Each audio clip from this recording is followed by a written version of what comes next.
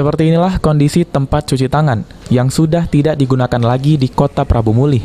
Keran air yang telah hilang, serta penampungan air yang kosong, menjadi hiasan di beberapa sudut pasar tradisional modern Kota Prabu Mulih.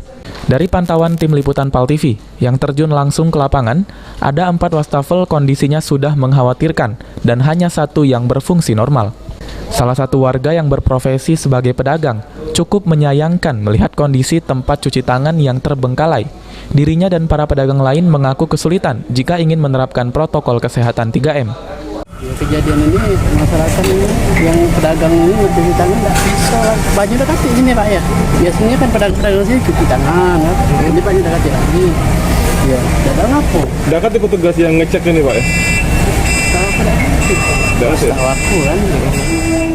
Hal serupa juga dirasakan tukang ojek yang biasa mangkal di pasar PTM Prabu Mulih, di mana sudah 8 bulan tempat cuci tangan tidak bisa digunakan. Kira-kira nih 8 bulanan tidak difungsikan. Masalah apa tuh?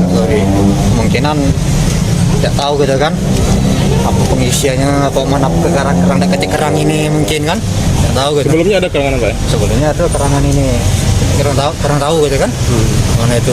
Pak, ada nggak petugas yang sudah ngecek ini, ngecek? Ya, kalau macam ngecek ini mungkin ada lah ngecek, mungkin mana lah mungkin kan? Iya.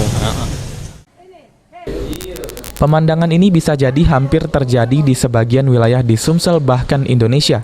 Masyarakat dan pemerintah seharusnya turut berperan dalam menjaga fasilitas yang sudah disediakan, karena untuk kepentingan bersama dalam memutus mata rantai penyebaran COVID-19. Beni Firdaus, PAL TV.